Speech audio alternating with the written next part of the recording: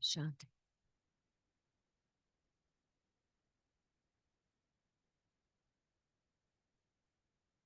No, first of all, welcome.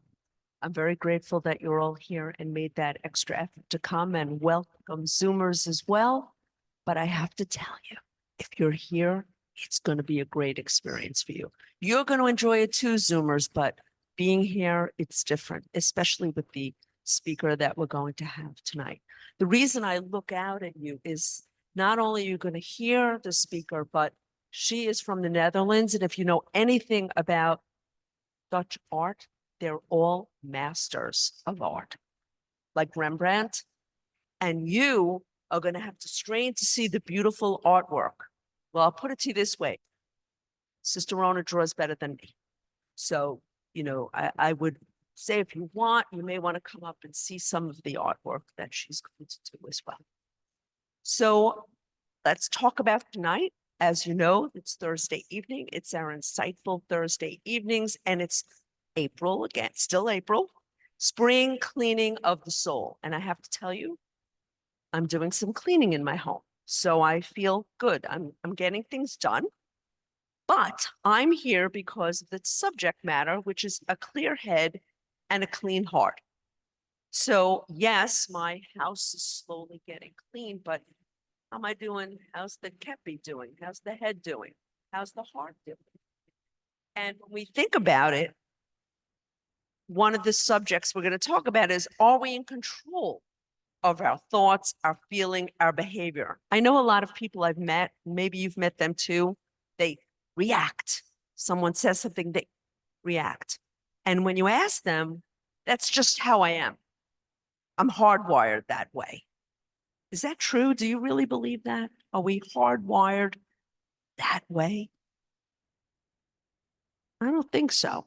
I think we make choices, and that's the one thing I learned studying with the Brahma Kumaris is there are choices that we can make. And a lot of the things that we think we're hardwired, we're not. We're just habituated in a certain manner of behavior. And what I'm learning, and hopefully you're learning as well, is that we can make those choices to take a breath before we react and respond differently with kindness, with peace. And tonight we have a wonderful speaker and artist. Oh, Sister Rona. I have to forget. I'm from Brooklyn and we never use microphones. We just yell. So Sister Rona started Raja Yoga with the Brahma Kumaris in 1991. I was amazed at the ages of people. People have their age. While still in medical school. So Sister Rona is a physician, and she got involved starting with Brahma Kumari activities in the Dutch Antilles, Dominican Republic, Puerto Rico, and Haiti, while continuing to practice medicine. Since 6 years, for the last 6 years, Sister Rona is a coordinator of the Brahma Kumaris Meditation Center in Manhattan. I've been there. It's lovely. Have you been to the Manhattan? Oh, it's beautiful. So maybe. Yeah. And she is now fully dedicated to helping people from all walks of life to explore spiritual wisdom and the potential of the mind through Raja Yoga meditation. And she has authored a book, Experience Meditation. And I will tell you about Sister Rona. She always makes me laugh because she always can figure out before what I do, where I need work. For example, I have a tendency to eat very quickly, and that's not good. And she does an imitation of me eating. She don't know it, but so that's trying to be more, but you do that too. Well, Sister Rona, you have two people you could also work on, not just clean heart, clean mind. So everyone, we're going to have a lovely evening together. Om Shanti and Sister Rona.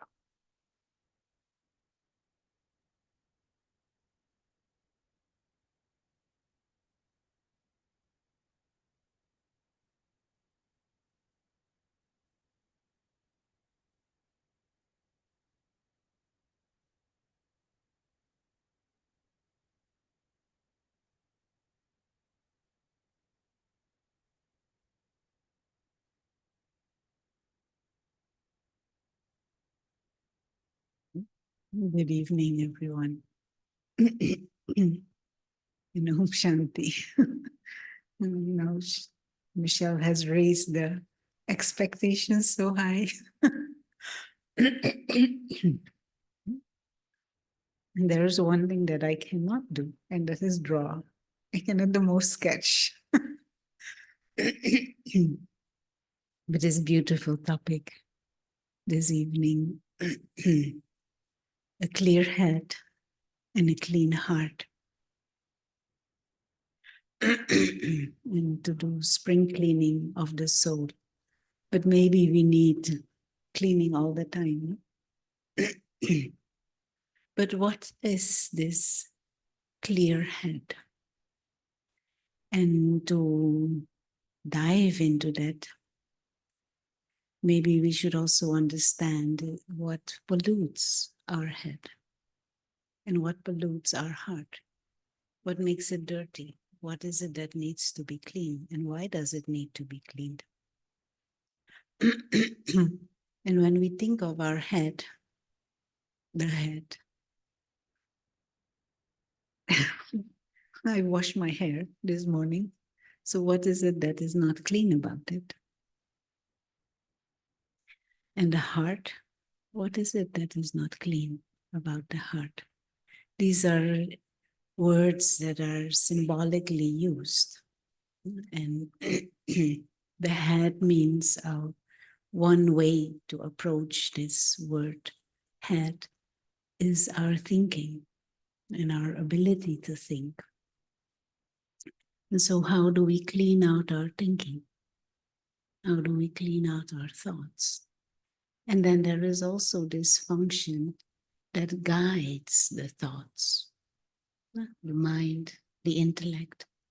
There are thoughts that pop up in our mind, and that many times is not in our control. No, we see something, a thought pops up, all kinds of thoughts. Right now, all kinds of thoughts may be popping up. But if I stay with those thoughts or not, that is my choice. And so there is another function that guides the thoughts. That is the wisdom that we hold, the discerning power that we hold. Now, what goes wrong if it is dirty? Anyone want to say? What goes wrong with this? If it is not clean, how do I know if it is not clean?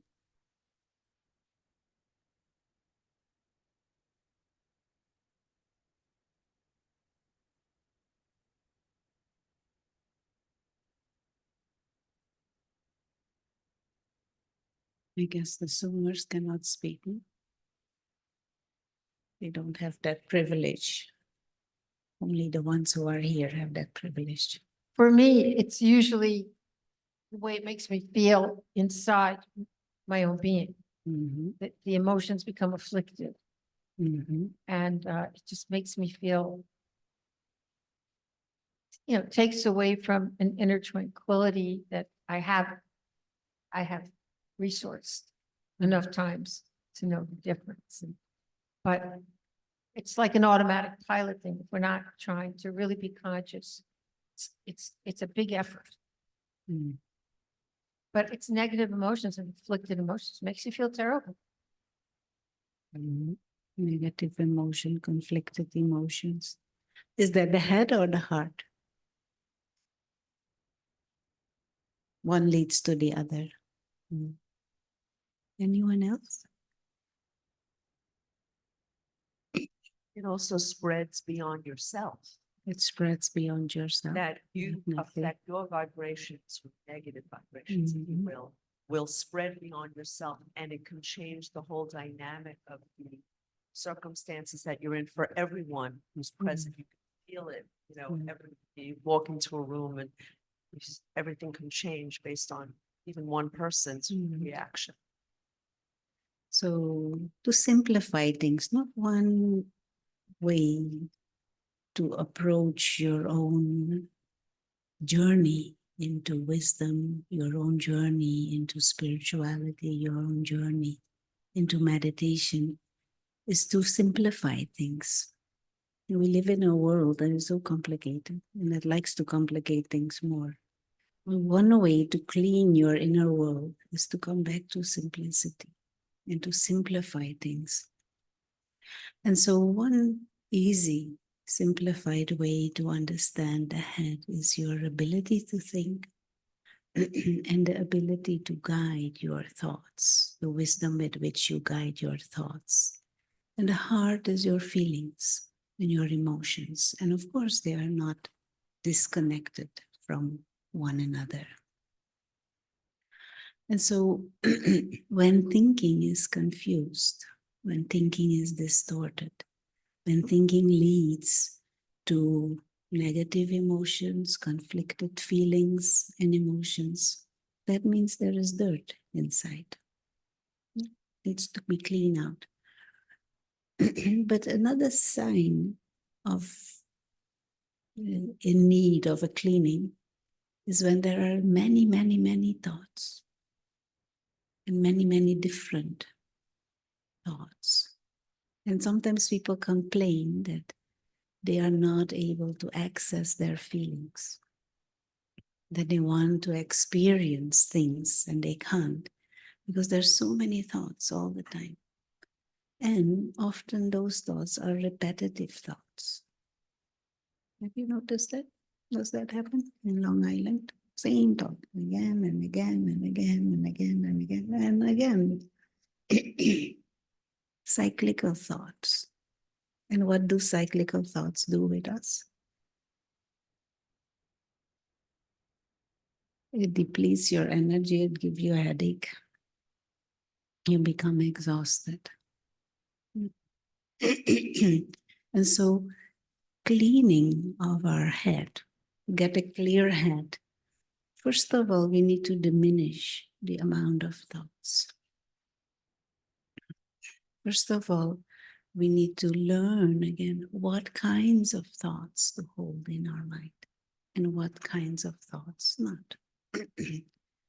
And whenever a thought pops up, to create that, to emerge or to train that power to stop thoughts that are useless, to stop thoughts that are negative in nature.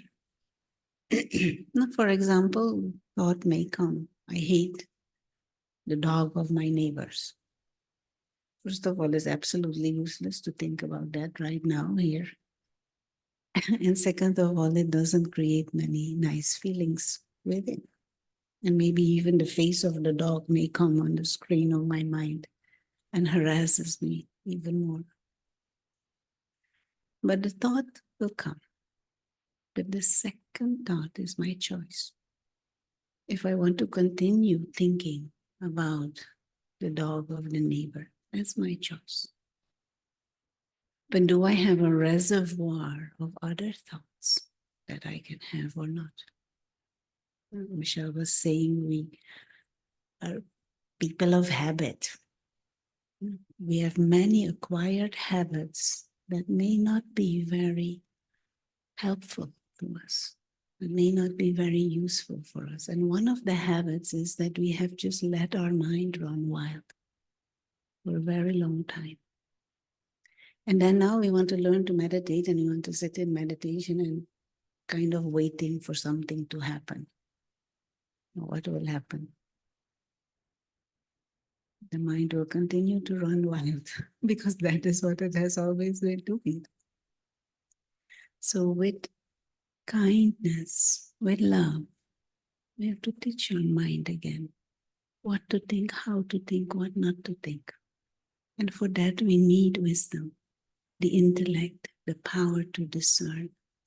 I would like to use the board.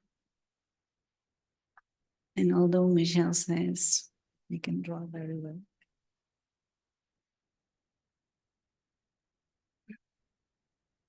you know, this is okay. But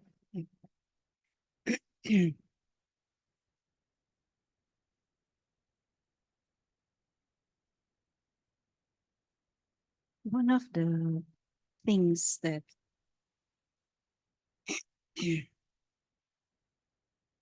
we obsess over, one of the things that rule our mind is thoughts about,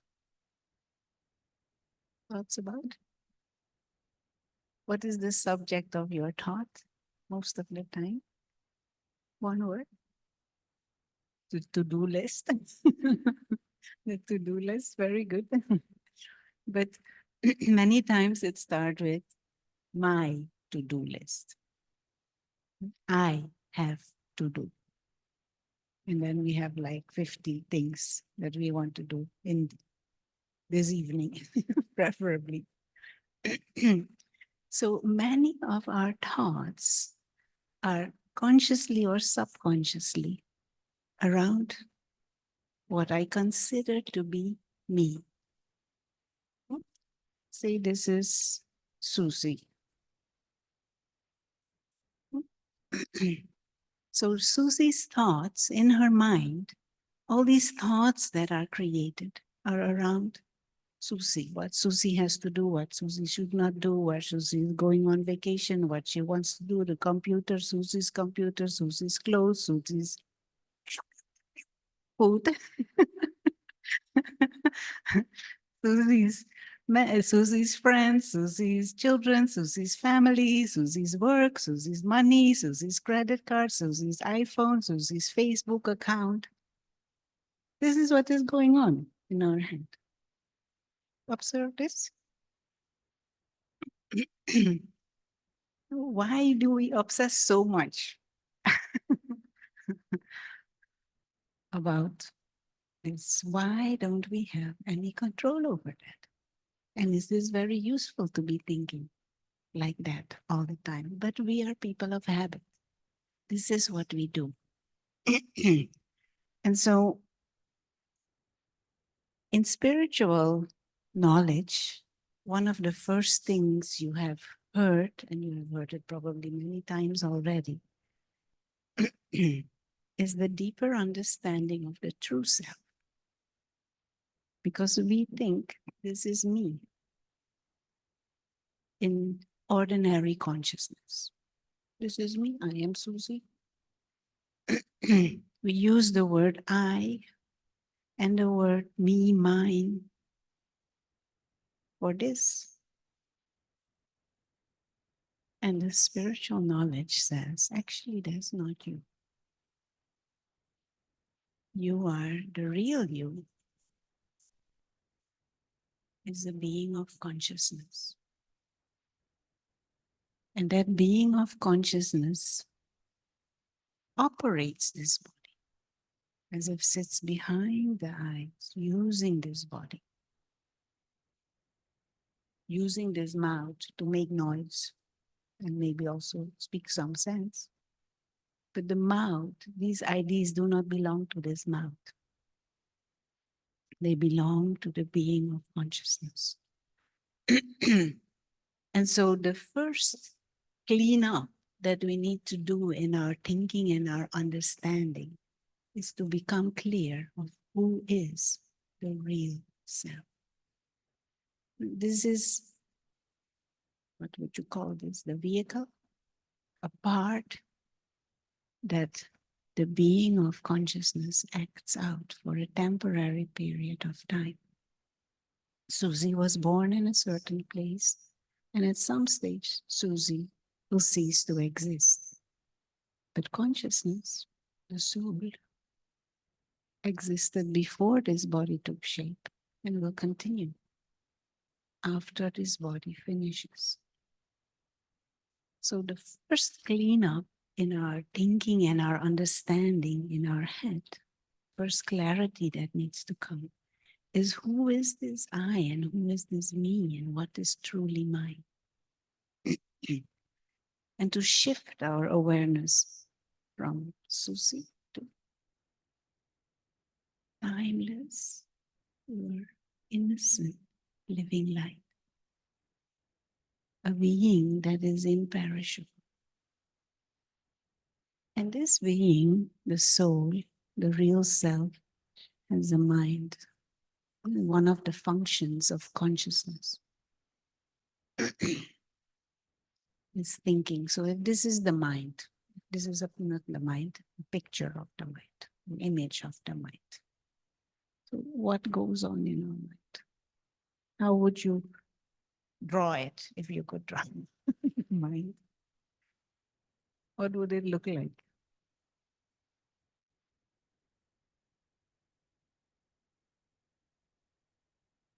Your mind, the function of thinking.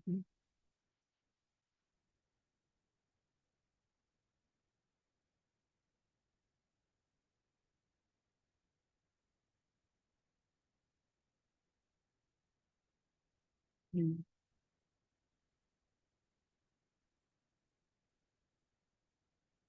Lots of images. Okay. But if you would simplistically draw it, what would it look like? A mess. Jackson, Jackson Pollock painting. Chaos. Little bit like this. If it is clean, what would it look like? A thought. How many thoughts we need to live our life? Our daily activities. How many thoughts do we need?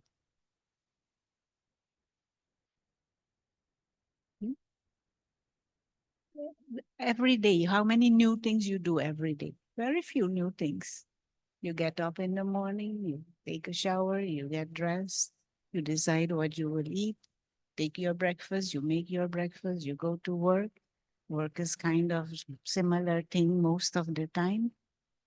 And then after work, you go back home, you do some groceries, you meet some people, you make few phone calls, you read a book or you watch television, which is a few thousand thoughts watching television. And then you go to bed. How many thoughts we need in a day? Not that many.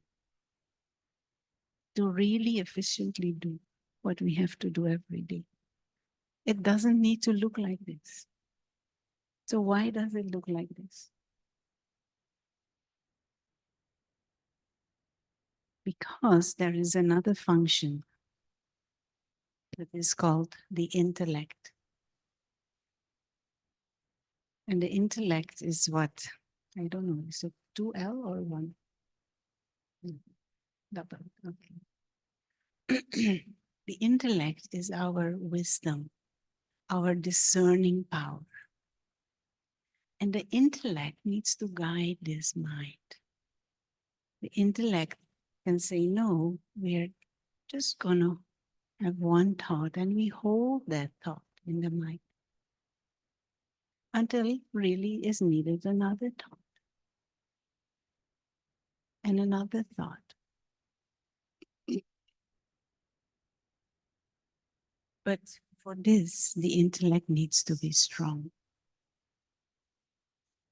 And the intellect becomes strong by feeding it spiritual wisdom. The intellect becomes strong through deeper reflections. The intellect becomes strong through the practice of meditation. The intellect becomes strong through interactions and conversations that are meaningful and that help us understand deeper things of life. And when the intellect is strong, the intellect can tell the mind, this thought is useless. This thought is waste. This thought is destructive. This thought is positive. This thought is elevated. I'm going to stay with that thought. And every thought that you hold in your mind, even if it is for a split second, every thought leads to certain feelings. Every thought carries with it certain emotions. Every thought carries with it a certain attitude. Every thought carries with it a certain vibration. So if there is a thought of peace, not that I am a being of light, I'm timeless living light. Say that is a thought you're holding in your mind during your meditation. The vibrations of that thought will spread in your mind. Longer you hold that thought, longer you hold that theme of light, for example, of timelessness, of purity. If you hold that thought in your mind, or thoughts around that specific theme, then that will fill your mind with a certain vibe. And those vibrations, those feelings will emerge within. But what happens with us? There's one thought and another thought and another thought and another theme and another thought and another theme and pizza in between and chocolate and coffee and the other thing and the dog of the neighbor. Mind becomes all jumbled up. And then that is how we will flee. That is how we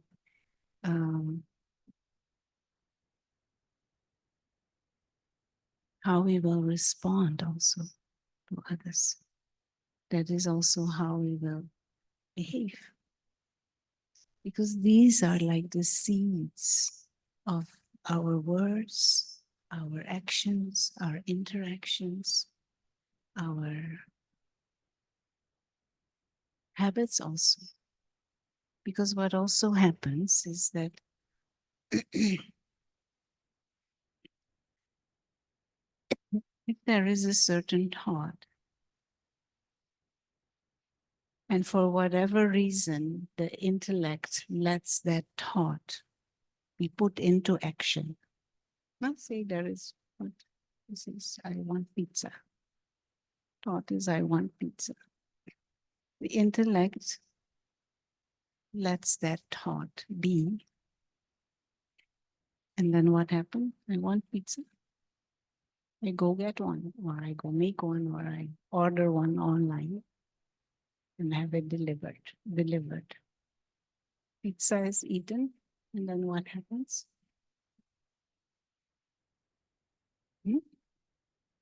Regret. First of all, there is a deeper function also, the subconscious mind, you could call it. This is an image of the mind, no? A mind that is clean and a mind that is chaotic. But there is a subconscious mind, and in the subconscious mind, we store the impressions of what we have thought and then what we have put into action. So the thought was, I want pizza for whatever reason. Intellect allows that thought to be and put into action. Through the body, we get pizza, we eat pizza. Then there is an impression in the subconscious. Pizza. Impression is there. Now, what will that impression do tomorrow? Yeah, no. This impression will then push again the thought in the mind. I want pizza again. And then the intellect again lets it go. Order a pizza again. Eating a pizza, this time with extra cheese and extra mushrooms and extra tomato. And then what happens? This impression grows stronger. And a stronger impression, what it will do? It will bombard the mind. I want pizza. I want pizza. I want pizza. So where I started having pizza 5 o'clock in the afternoon, now in the morning at 8 already it will start. I want pizza. I want pizza. And more I allow, the intellect allows this thought to be put into action, this impression will grow stronger. More bombardment of the mind with pizza, pizza, pizza, pizza. This is very simplified, but this is like the anatomy, the physiology of our mind and our psyche. And this is how cyclical thoughts take birth and remain and grow even in nature. And then there comes a time that I cannot think of anything else but pizza, obsessing about pizza. I, Susie, want pizza. And as if we are trapped in those cyclical thoughts. The way to, and these cyclical thoughts, they have their own feelings. No, when you're eating pizza, stomach feels satisfied, but conscience feels maybe, or thinking I should eat vegetables instead of this all the time or whatever. There is no control over our inner kingdom. This is like our inner state. This is what you can rule. This is your world, your, what is it?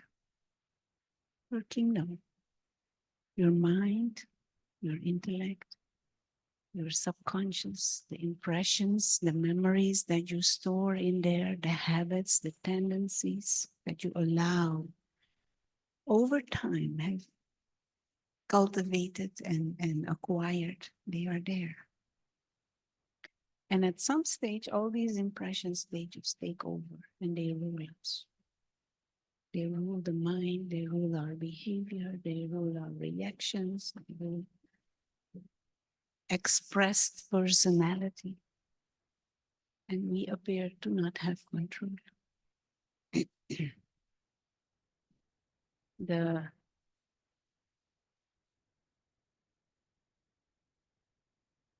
Mhm.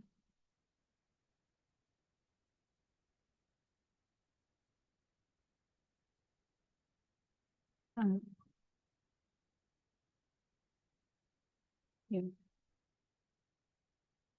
right, yeah, very good. Yeah.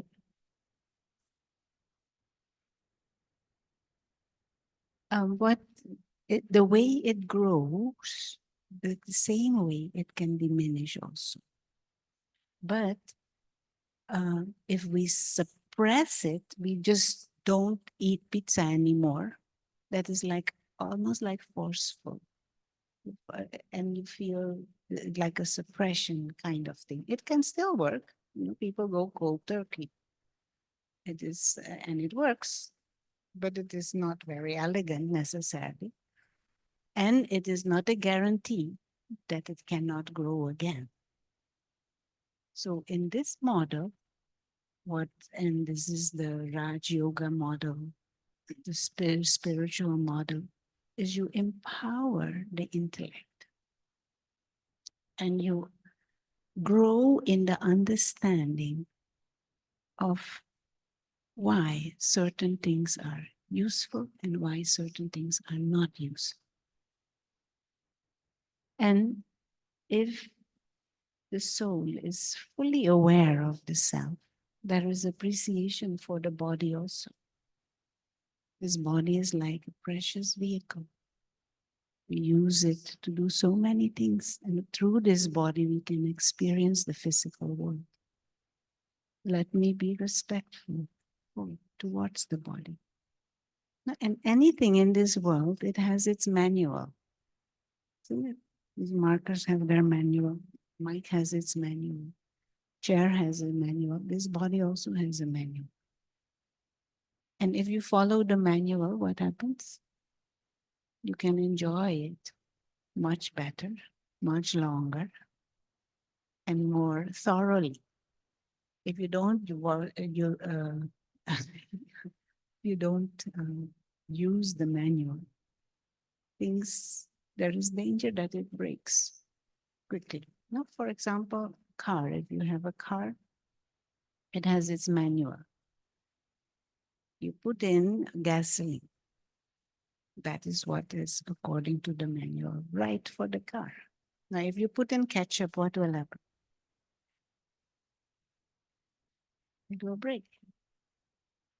Car is meant for certain things, but if you take it in for a swim in the Hudson River, that is not what it's meant for. So it will not function if you use it outside of its menu.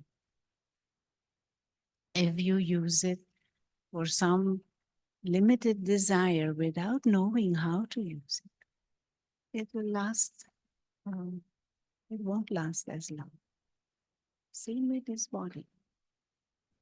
There are rules, there is a manual how to use this body, what to use this body for. And if we use it for what it was meant, the quality of it is better and it lasts longer. This is how the intellect can talk to the self. Now, what is best to give this car? Pizza, pizza, pizza all the time? Sometimes. Sometimes consciously and maybe the homemade. Maybe choosing what you put on it.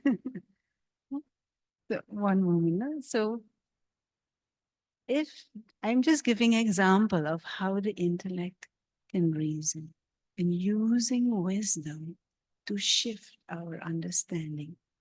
And then when you choose not to, it is not I'm suppressing. I'm choosing because I understand. And I love this body. I have respect for this body. I'm making certain choices because this is in the manual. And if I not eat the pizza, what will happen with the impression? It will diminish. And so the bombardment of the mind is a little bit less. But thought will still come. So the intellect again is to say, this is not wise. This is not what we understand. And again, you don't think. What happens with the impression? Becomes even smaller. If you do this 3 weeks consistently, this is gone.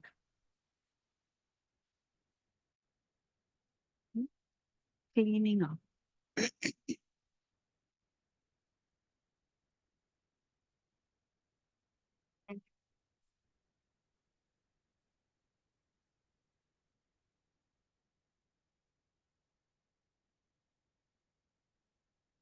I was contemplating this today and observing in my own life and my life story how there's the story and then there's the consciousness above it.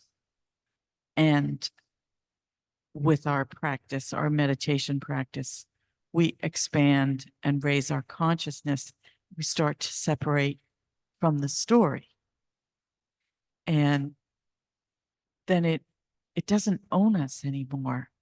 And it doesn't feel like, and then it just starts to feel like one's life is a series of events of varying different points of consciousness on the spectrum. So for example, when you were describing this, I thought of many years ago, I smoked cigarettes. And I didn't smoke a lot. I was young, I was healthy, but I knew this is not healthy. So the only way that I could quit, I didn't want to take something for it, was to replace the habit and be vigilant about it. Okay, so, and I had to force myself to do something else every single day. And it took a few weeks and it went away. But what's actually happening when we do that is we're raising we're separating from ourselves, from the habit, from the customary thinking. And that's how you change your relationship to it. So it's almost like it's almost like it's all you really want is to eliminate the thoughts, because when we expand the consciousness, right? I don't know. It's like everything. That's just what I'm experiencing right now in my own work. It's hard to describe, but Hello? Is there some? Hello? Hello? Yeah, this is okay. No, very good. Thanks for sharing. But here it is not so much only that you have to, what is it? Go beyond thoughts.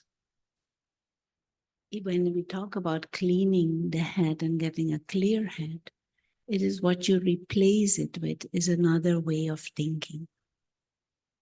And then, of course, words, actions will also be different. Feelings will also be different. And we do need to be careful to not just replace it with another habit that is equally useful, useless, or equally wasteful, or equally negative. And so, first of that is why I was saying the cleaning of the head is not only changing the thoughts, but also diminishing thoughts. Because we think too much and we think too fast. And that is why our thoughts often don't have power. That is why why we are so exhausted all the time also. And to teach ourselves to choose empowering thoughts, to choose even noble thoughts, even spiritual thoughts, and hold them, not jump from one thing to another all the time. And so if this, you could also replace this with cigarette. We took the example of pizza. Why these thoughts are there is because we don't have a reservoir of themes to think about. And so we don't fill our mind with feelings that are refined, with feelings that are pleasant, with feelings that are empowering. And so we do not need to necessarily change the thought into another thought of habit or into another activity. Instead of smoking, now I'm drinking chocolate milk. But if we internally, and you're calling it raising your consciousness, choosing to have thoughts in your mind that are of a higher quality, thoughts that are spiritual, maybe even, then we will not be compelled to look for other things to substitute what we then feel as emptiness. Maybe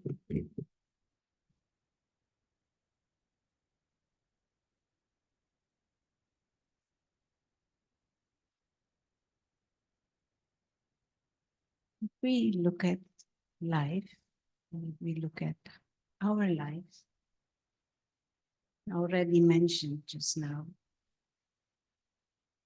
many of our thoughts, our feelings, our emotions, many of our the images in our mind are all around Susie, Susie, Susie, Susie, and the things around Susie, the people around Susie, Susie's bank account, Susie's cell phone, Susie's job, Susie's what?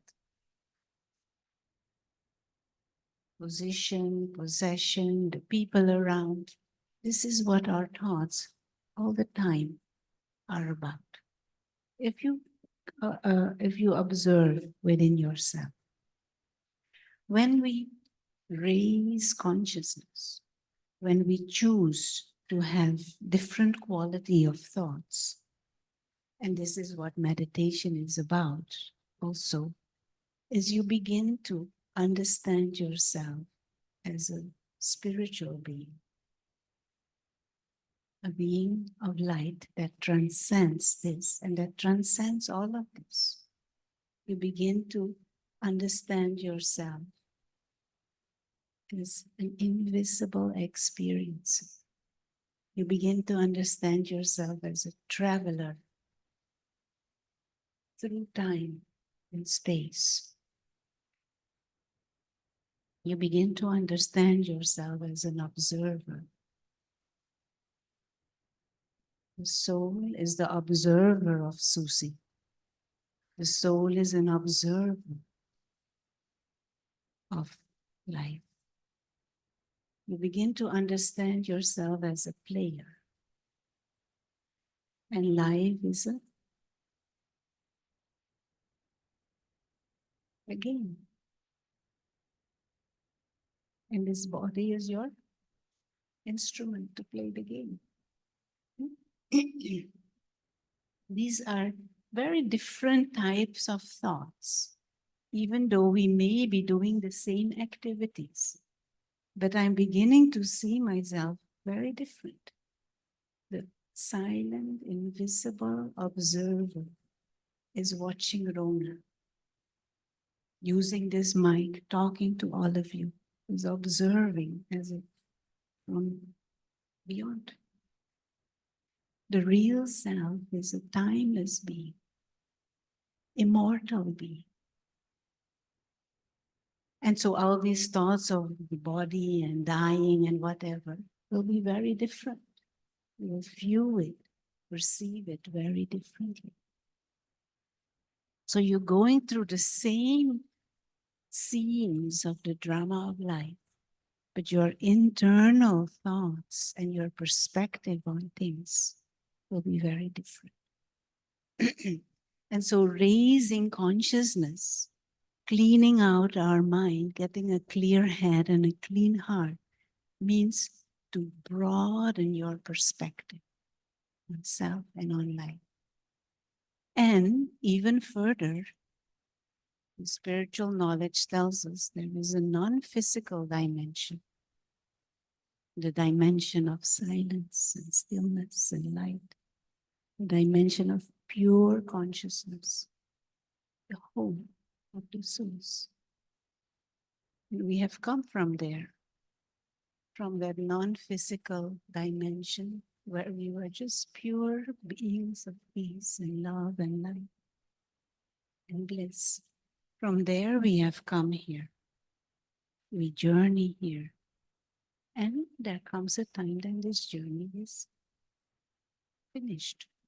What happens after you finish with the journey? Just go back home. And so cleaning up our head, getting a clear head and clean heart means you broaden your perspective. And this is not me. This is a temporary part that I'm playing. This is a costume that we use to play the part. The real self, the soul, is a visitor in this world. And many of our great philosophers and even prophets also have said, we do not belong to this world. We're just passing through. I'm in this world, but I'm not of this world. Who is this I? Timeless, conscious being of light. And so the process of the meditation, especially the initial stages, is about shifting the word I from this to this.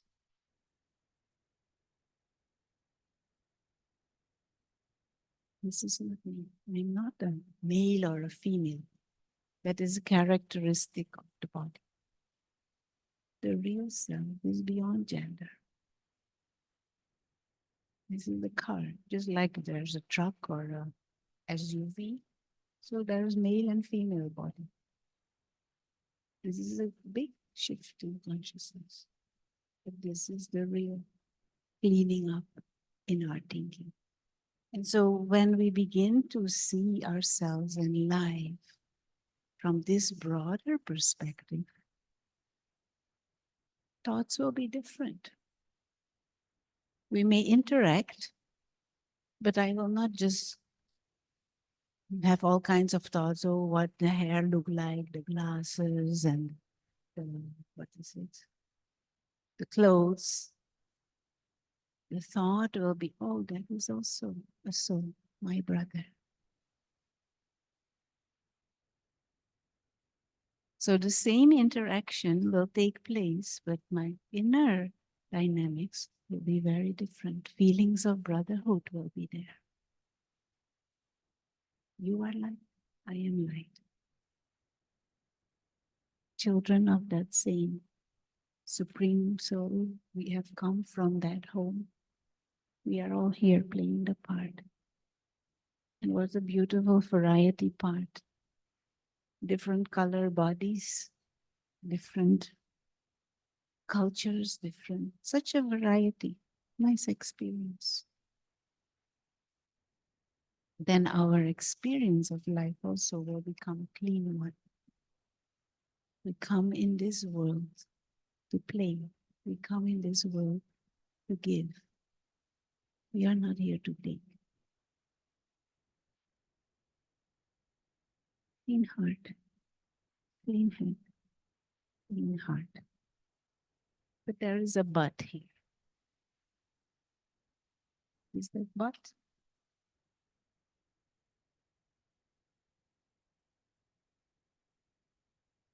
The subconscious mind is filled with all kinds of impressions created with a limited perspective.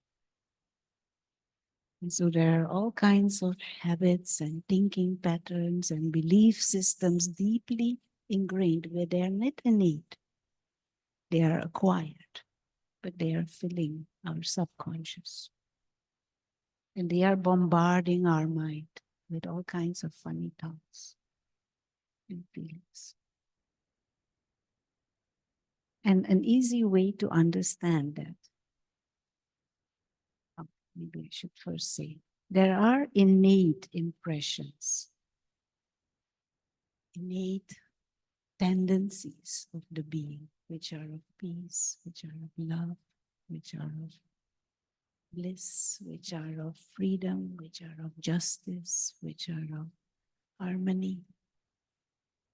Those are innate, but there are lots of acquired tendencies and beliefs which are distorted.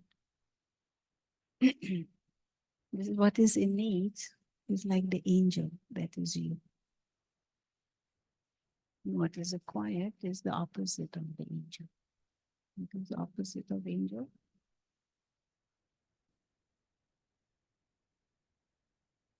Devil. Amen. So there is a little angel here, but there is also a little demon here. True? And this little demon is sometimes not so little.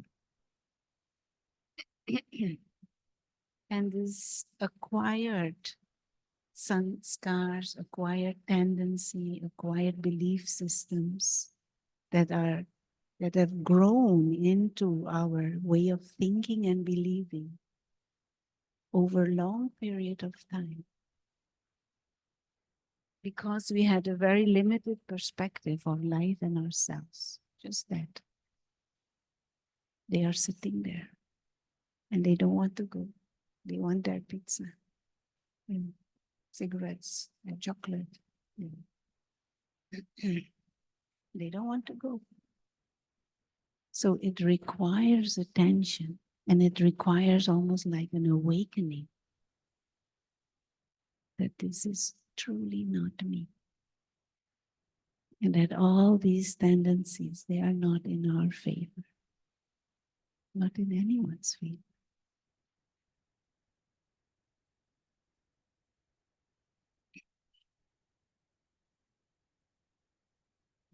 See anything? So spring cleaning is not just I'm substituting one thought with another thought. We need to empower the intellect through wisdom, through these kinds of sessions, through meditation, exposing yourself to spiritual knowledge. It is ongoing cleaning, not just one thought. Want to say anything? Ask anything?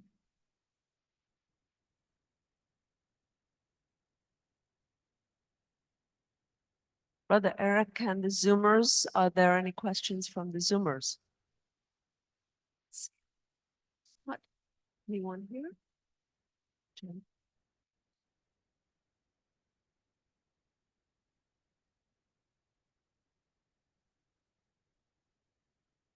I wanted to share another observation that I had of, which is that before I became more aware, I was in the prison of habits, right? In that much lower place. And for me personally, I think what I have to struggle to remember is that other people are still in that prison. If they're not, if they don't have a practice, and you know, because I get really agitated because I'm sensitive, and I think things like, well, what's wrong with this person? And there's nothing I can do about that. All I can do is observe my consciousness and raise above where I'm at, and really start to see how, you know, it's like struggling to wake up and to really go beyond that. And then but when that happens, you have to see all the other stuff that was underneath that all this time, and how you went through the world like this. At least, you know, that's what I want to remember, because most of us aren't aware of it. So But if you have slept in a room with many people, it needs one to wake up. And then others also start waking up. And this is a phenomena that exists, which is very useful to understand. Instead of expecting others or having thoughts about others, you create light. And more you create light and see clearly, understand things clearly, it allows others to also begin to see clearly. You know, in Manhattan, it's very interesting. There are all these tall buildings. So sometimes watching out of the window, looking at certain behavior. If one person starts looking up, stands still and starts looking up, what will others do? They also start looking. They don't even know what they're looking at, but they start saying what they're looking at. So that is at the physical level, that is behavior, but it is also psychic behavior. Once there is a certain idea that is strongly held in the mind of someone, others pick it up. Others are pulled there too. And we don't need to worry what they're thinking, not their thinking. Everybody has their own journey. But if we are strongly raising our awareness and broadening our perspective, it helps others to also become more receptive. There is this story, you know, of the 50th monkey. I don't know if you have heard. The jump of consciousness. So, yeah. And there's the other one. If a butterfly in Japan waves its, this happens at the level of consciousness. If you study history, the wheel was discovered at the same time in different places of the planet.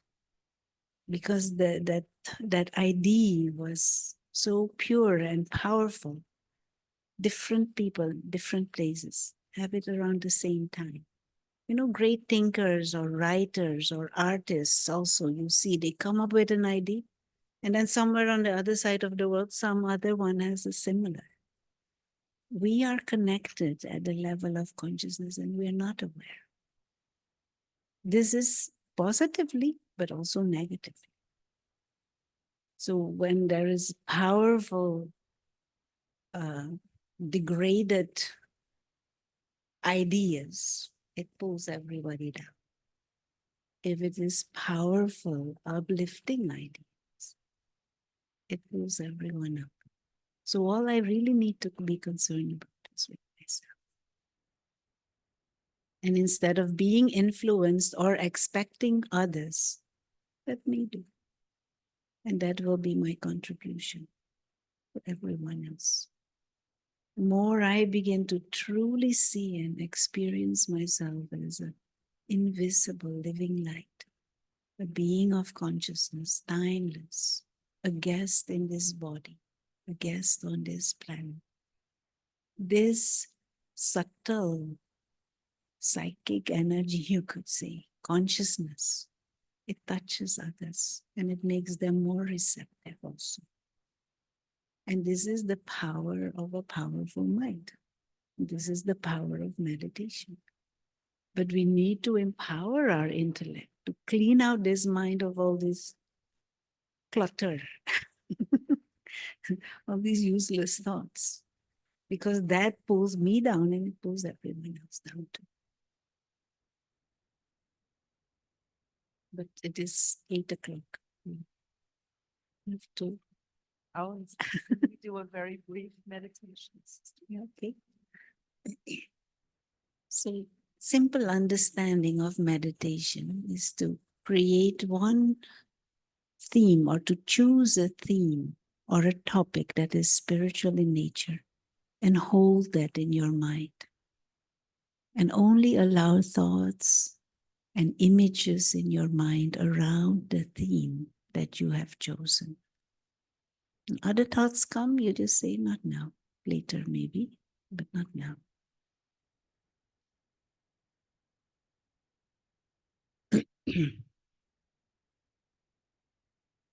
So right now, right here,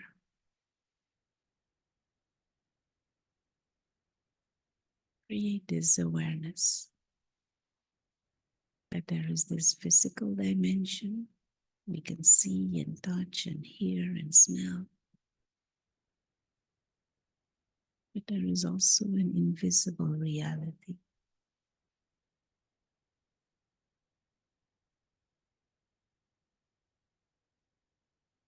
Dwell beings of consciousness, timeless beings of light, souls.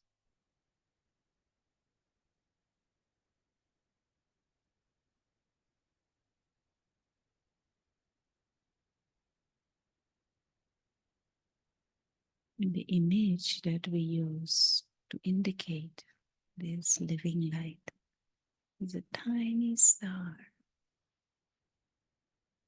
operating from behind the eyes.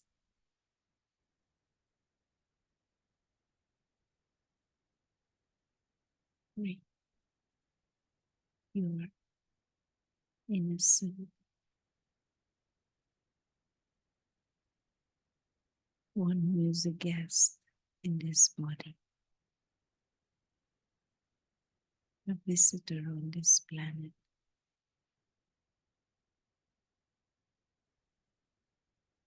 Traveler through time and space.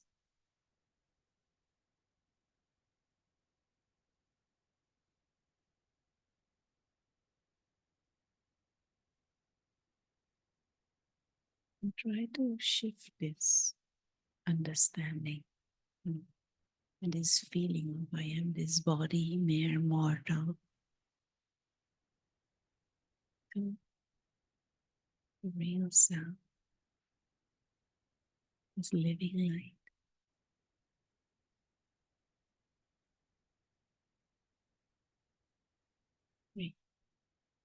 You're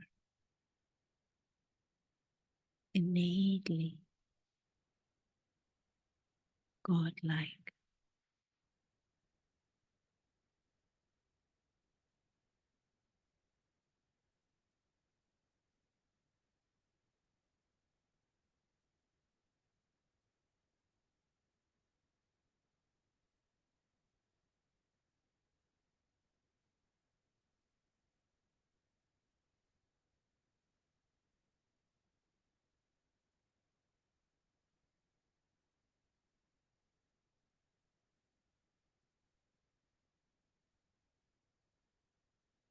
And as we go through the rest of the journey, let us aim to hold this awareness and this broader perspective on self and on life.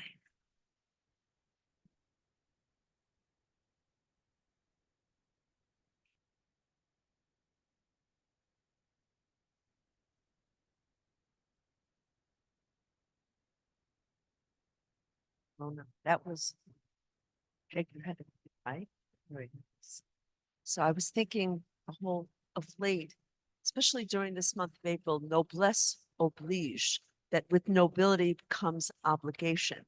And I always thought that the greatest luxury in my life are not the clothes, it's my ability, even as a child, that I had the ability to have a spiritual life, that is the most luxurious thing you can have on this planet, is the luxury of knowledge and having a spiritual life.